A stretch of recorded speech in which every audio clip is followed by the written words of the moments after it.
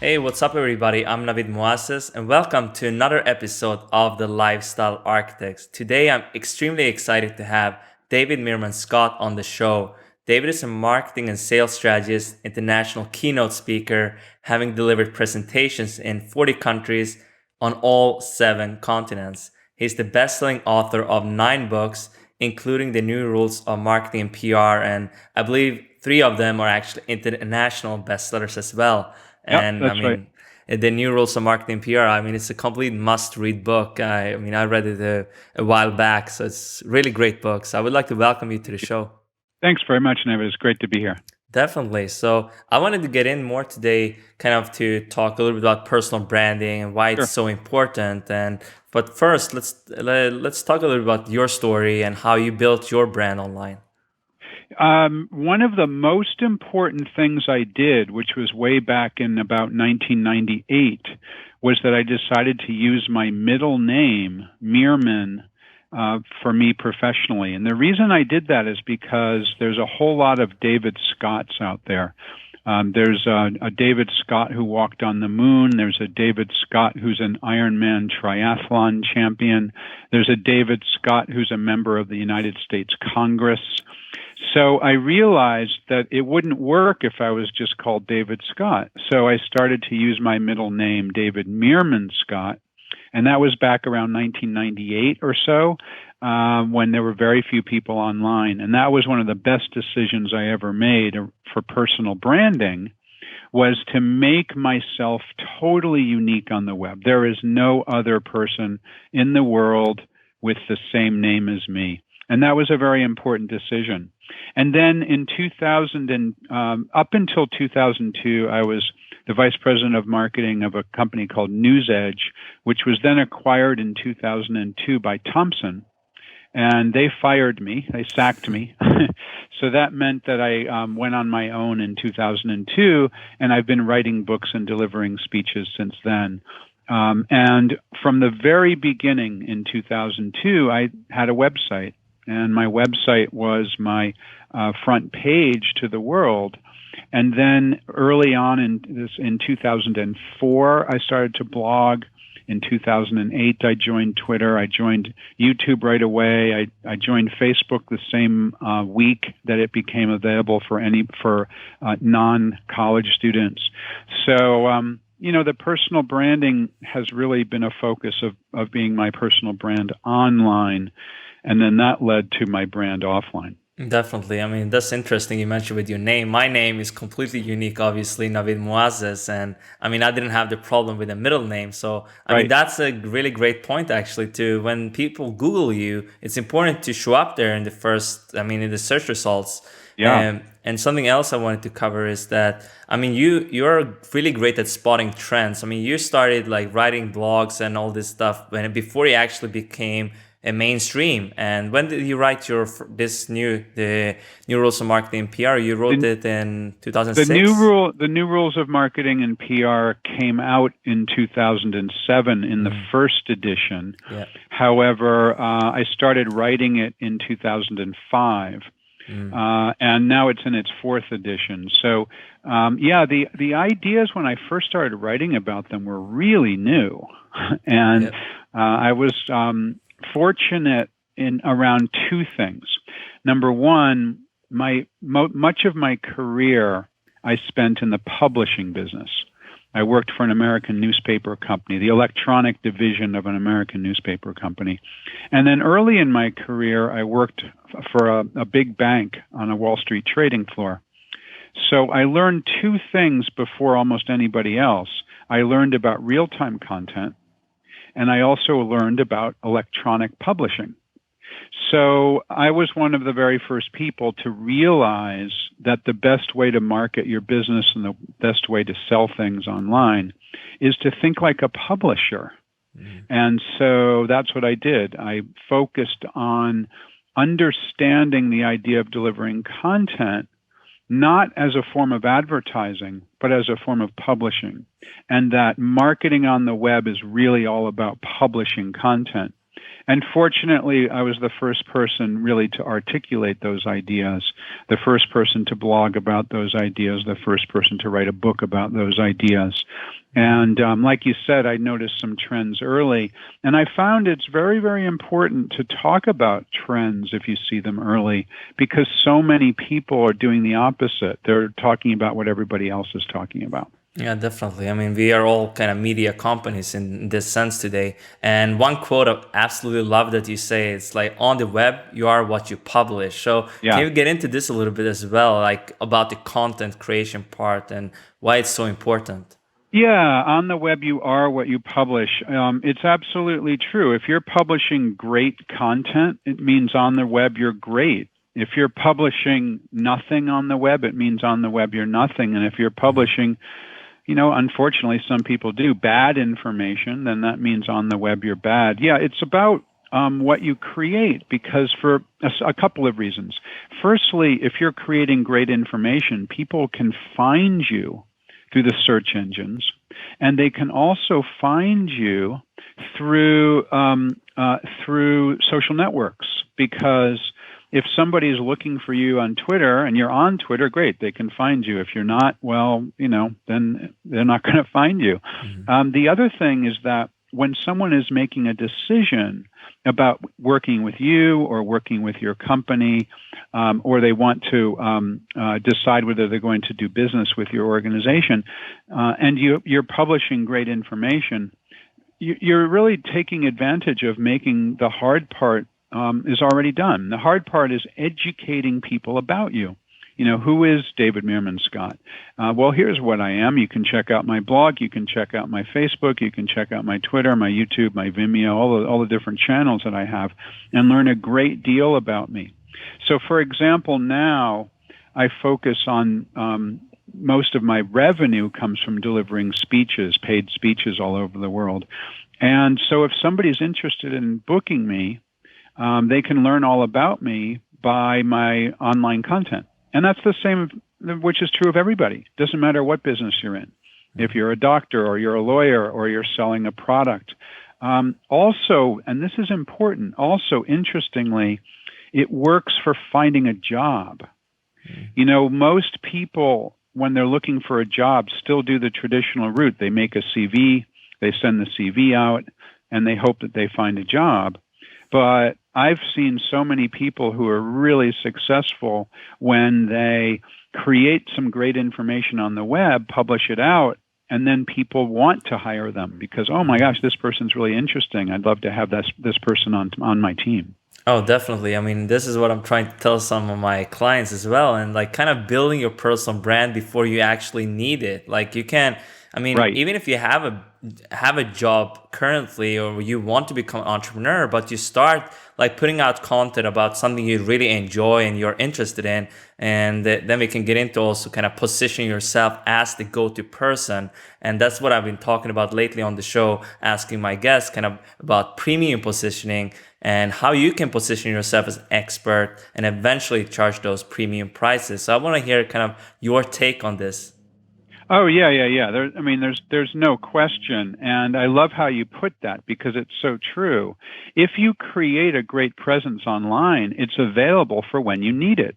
And so if you're working for a company like I was working for a company, but I created my online presence while I was still an employee of the company. And this was way back in 1998. And then if you want to continue to be an employee of the company, that online presence can still help you. But if you decide you want to go out on your own, you decide you want to write a book, you decide you want to do something else with your personal brand, you've already got it created. You want to find a new job, you've already got your personal brand created. And there's a lot of people who tend to want to wait to create a personal brand until they need it. And I'm not sure that works as well as, the idea of, hey, let's create something now because now I've got it to be able to use when I can. And, a lot of people say to me, I don't know how to write. I'm not a very good writer, so social media is not for me. But there's so many different aspects of social media. There's There's visual social media with things like Instagram. There's video social media with things like YouTube and Vine and other things. So there's ways to create a great presence on social media that doesn't require writing. You can create other things as well besides writing, things that have images and visuals. But what do you say to someone that they might not feel like they are an expert today, or they have this fear? It's very common, especially maybe someone listening now. I know for myself when I started out, there's so many people we feel that they are ahead of us. So how can we position ourselves and kind of stand out in this crowded marketplace? I think a few things. First of all, I do think that everybody can figure out a particular expertise for themselves that's interesting to them. Part of that is the idea of how can you think of a niche business, a niche market, a niche way of looking at the world that you can take advantage of. And it may be something as simple as saying, okay, maybe I can't be the best accounting person who's talking about the accounting world or who's an expert in accounting. But what I can do is I can be an expert about the accounting business for the music industry or for another industry. And you can say, well, that's a niche that I can take on. That's a niche that I can become an expert in.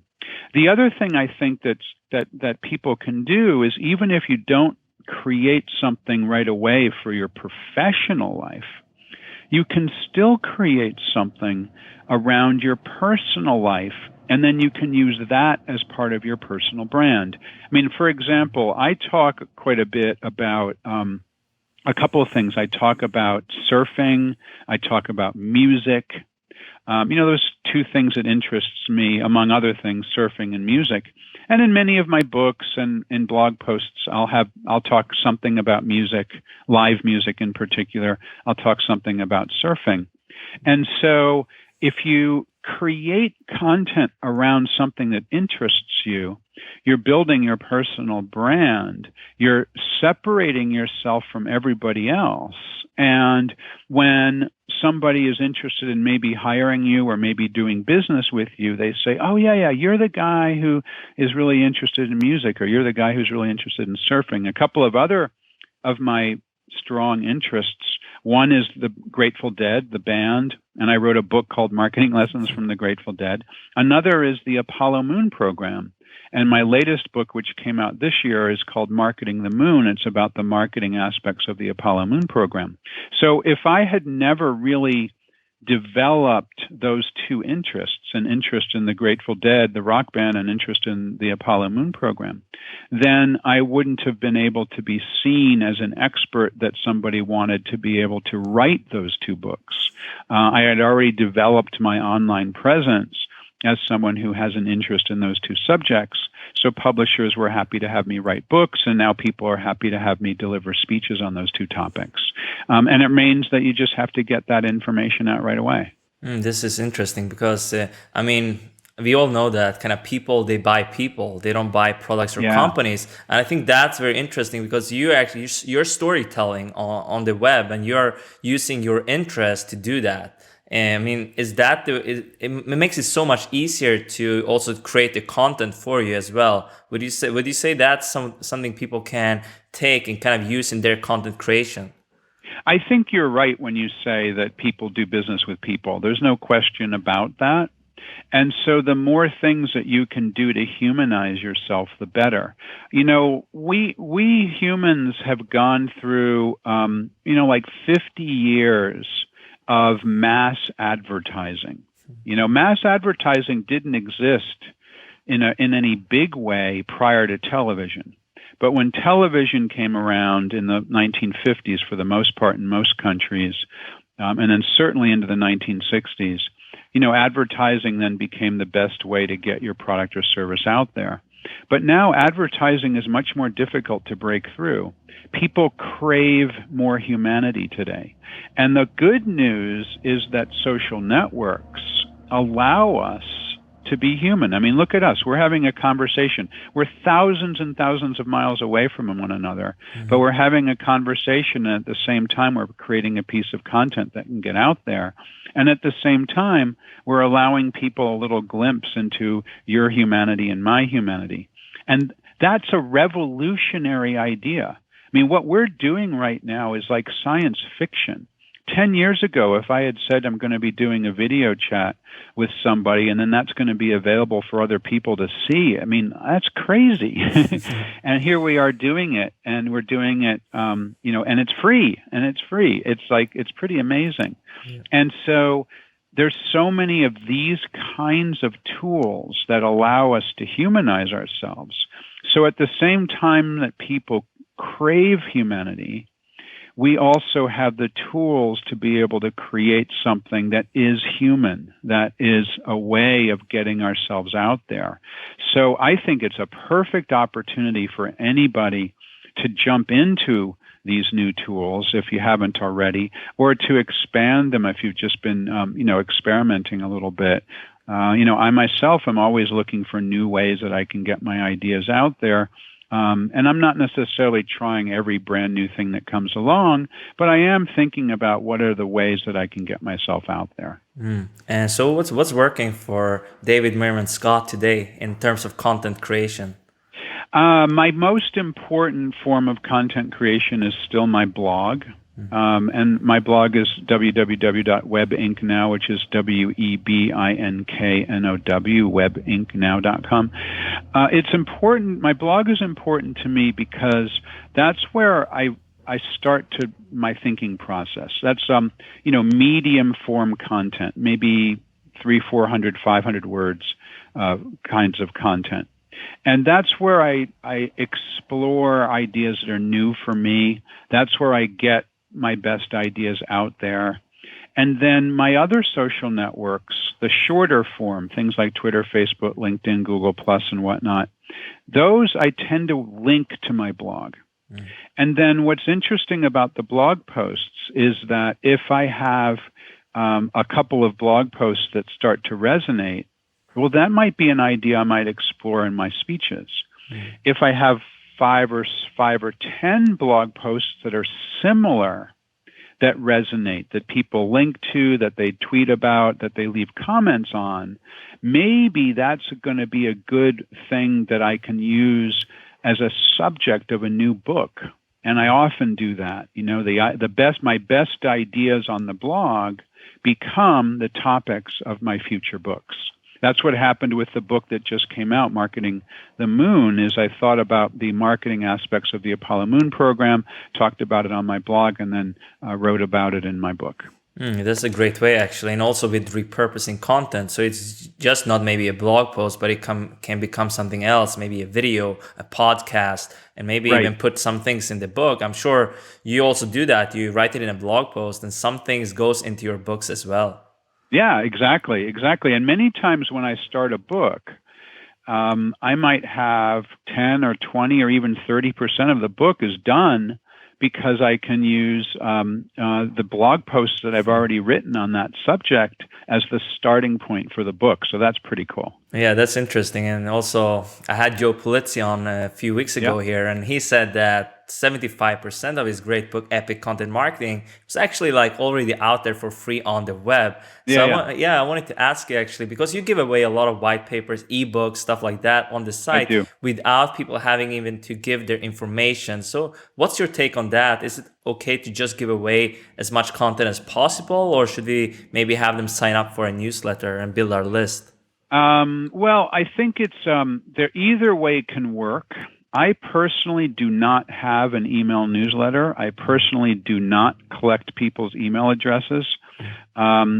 People can subscribe to my blog. They can follow me on Twitter. We can be connected on LinkedIn. They can follow me on Facebook. So there's many different ways that people can follow up with what I'm doing. I just don't do that through email. What I've found is that the more information I give away completely for free with no strings attached, with no registration required, the better it is for me and for my personal brand. So that's what I focus on. I focus a lot on creating something that's totally free. and that spreads my ideas. It sets up links that the search engines find, that gets search engine optimization. People can find me through interesting search terms. It makes that people have things that they can share. And you know what? People don't generally share content that has a requirement that you have to give an email address. So I think it's really important to have some content that's completely free. I'm a huge believer that everybody should have some content, at least, that's completely free. If you choose to have an email newsletter, that's fine. There's nothing wrong with that. But don't assume that you have to make everybody sign up for it. And don't assume that you have to force people to give away their email addresses by making all of the best content on your site available only for a download where you have an email address requirement that people deliver. I recognize that this is kind of a religious discussion. You know, there's people who are very strongly on this side. There's other people who are very strongly on this side. And I understand that. I mean, I'm very much from the side that give away as much content as you can. I'm not in favor of making people register for content. But I recognize that there's people who have this viewpoint. And that viewpoint, you know, many people have been successful with. So whatever works for you is great. I just would like to see everybody have something valuable that's free. Definitely. I mean, this is an interesting standpoint as well, because most of my guests, obviously, they have said that it's important to build your email list. And I think it is, depending on where you're actually trying to make your income. You know, if you have online courses, stuff like that, I think it's important to have an email list so you can contact them. But I think that's probably true, yeah. But for you, I think I mean, you're a speaker, author, so you already find ways to connect with your audience in that way as well. So I wanted to get into something else. There's so many people online today. They have blogs and more podcasts than ever are coming up. So how do we actually promote ourselves the right way online? I don't think there's any one particularly right way. I think it's up to a few things. The first thing I would look at is what kind of content are you most comfortable making? I like to appear on other people's podcasts like we're doing right now. I like to appear on other people's video channels. We're also doing that right now. I don't have my own podcast. I don't have a series of video chats that I do. So for me, that's just my personal style. I like to write. I enjoy text-based content, whether it's tweets, whether it's my blog, whether it's a longer ebook that I deliver for free, or even a print book. I've got 9 of them now. So I like to write, but that doesn't mean that everybody needs to create content that they create by writing. So I think it's whatever works for people. So that's most important. What works for you? What do you like? The second thing that's important is what's important for your buyers or the people that you're trying to reach. You know, is your particular marketplace more likely to consume content that's visual in nature, or are they more likely to consume content that's text-based, or maybe a combination of the two? Is your market technology savvy and therefore are likely to maybe take advantage of the newer kinds of social networks? Are they likely to, I don't know, maybe be interested in slide shares, or are they more likely to be on Twitter? Are they more likely to be on LinkedIn versus Facebook, or are they on both?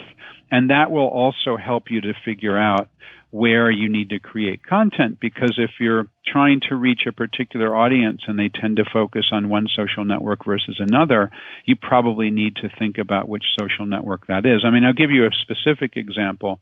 If you're trying to reach much younger audiences, they're more likely to be on Tumblr. And older audiences are less likely to be on Tumblr. That's just that's not true of every single person, of course. But for whatever reason, Tumblr skews to the younger demographic. So if you're trying to reach a younger demographic, you probably need to think about Tumblr. But if you're trying to reach an older demographic, maybe Tumblr isn't that important, for example. Definitely. I mean, that's what you also call kind of the importance of having the buyer persona and be clear over that, right? Yes, exactly. That's exactly right.